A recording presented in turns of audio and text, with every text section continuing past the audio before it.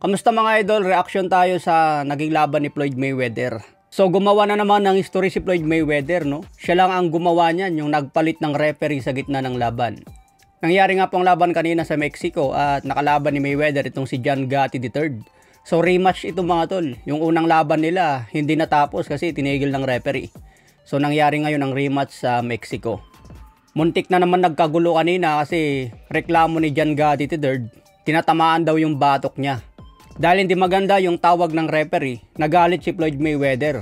Kaya nag-request si Floyd Mayweather na palitan nyo itong referee. Mukhang hindi marunong. So dahil sa request ni makapangyarihang Floyd Mayweather, sumunod naman itong management, no? Pinalitan yung referee sa gitna ng laban. So akala ko kanina matulad sa unang laban, hindi na naman matutuloy.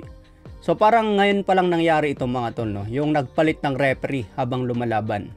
Siguro dahil exhibition lang ito, kaya pwedeng gawin yun. Pero kung professional fight, siguro hindi pwedeng palitan na magpalit ka ng referee. Walang makapangyarihang boksingero ang magdedemand niyan. Pinagbigyan lang siguro si Floyd Mayweather dito dahil exhibition fight lang.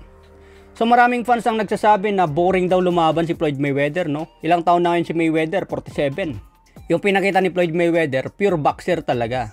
May bilis pa rin yung footwork niya, tapos yung mga jab niya mabilis pa rin. So napansin ko sa galawan ni Mayweather mga tol, may ibubuga pa rin. Pero syempre, mas bumagal na ngayon ang galawan niya eh. Kahit yung stamina ni Floyd, nandun pa rin eh. Saka hindi naman kasi nakakapagod kalaban itong si John Gotti III. Kasi kung mapapanood nyo yung buong laban mga tol, bira sumuntok eh, nagko-cover lang. Bibitaw lang kung kailan nyo gusto.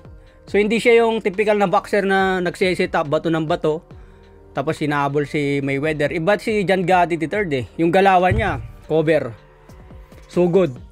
Siyempre, si Mayweather magaling. Atras yan. Babatuan ka ng jab, atras. Then, kukumbuin ka ngayon, atras na naman, didistansya. Ganyan ang galawan ni Mayweather. Distansya, amigos. Kaya naging boring yung laban, tingin ko, dahil kay John Gotti III eh. Hindi naman kasi pang boxer yung galawan ni John Gotti. Kung isang boxer sana yun na brawler, kumbaga, yung handa makipag-engage, eh maganda. Kaso itong si John Gotti, distansya na nga ang laban ni Mayweather, ganyan pang galawan ni John Gotti, talagang magiging boring. Samantala pagkatapos ng laban, umakyat si Julio Chavez Sr. Binati niya itong si Floyd Mayweather. Sinabi naman ni Mayweather mga tol ikaw ang greatest Mexican. Isa daw si Julio Chavez Sr. sa mga hinahanga ni Mayweather bago pa pumasok sa boxing. Sinagot na rin mismo ni Mayweather mga tol, matanda na raw si Julio Chavez Sr. Kaya ayaw na niya itong labanan sa isang exhibition fight. Sa undercard naman kanina mga tol, nagpakitang gilas naman si Cormel Melton. Round 1 lang yung kalaban niya, si Vasquez.